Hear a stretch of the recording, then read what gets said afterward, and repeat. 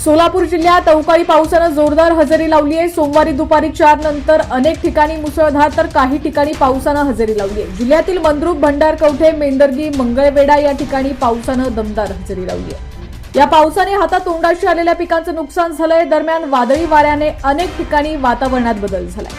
हवामान विभागाच्या अंदाजानुसार सोलापूर जिल्ह्यातील काही भागात वादळी वाऱ्यासह पावसानं जोरदार हजेरी लावली आहे। जिल्ह्यात गेले काही दिवस उन्हाचा कडाका वाढला होता। दिवसभर कडक ऊन तर पहाटे हवेत गारवा जाणवत होता। सोमवारी सकाळपासून आकाशात पावसाची कोणतीही चिन्ह नव्हती। दुपारनंतर काही ठिकाणी पावसाने अचानक हजेरी लावली।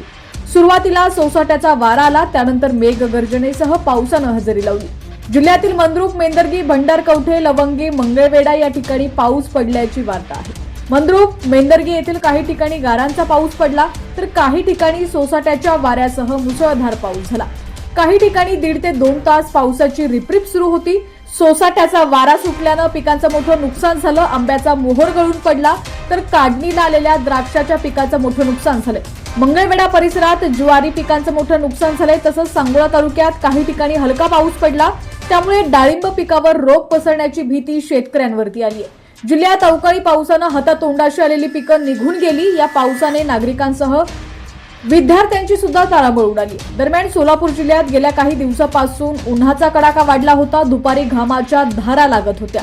शहरात देखील दुपारी 4 नंतर वाऱ्याचा वेग प्रचंड होता। तसंच ढग दाटून आले होते। पंढरपूरमध्ये देखील अशीच परिस्थिती निर्माण झाली होती। असं असलं तरी अवकाळी पावसाने पुन्हा एकदा बळीराजाला संकटात टाकलेला आहे। आता राज्यातील तुमचा जिल्हा कोणता आणि तुमच्या जिल्ह्यातील हवामानाची काय स्थिती आहे ती देखील आम्हाला कमेंट्सच्या माध्यमातून नक्की कळवा। आणि आपल्या चॅनलला सबस्क्राईब केलं नसेल, फॉलो केलं नसेल तर नक्की करा, जेणेकरून आमचे अपडेट्स लवकरात लवकर तुमच्यापर्यंत पोहोचण्यास नक्कीच मदत होईल।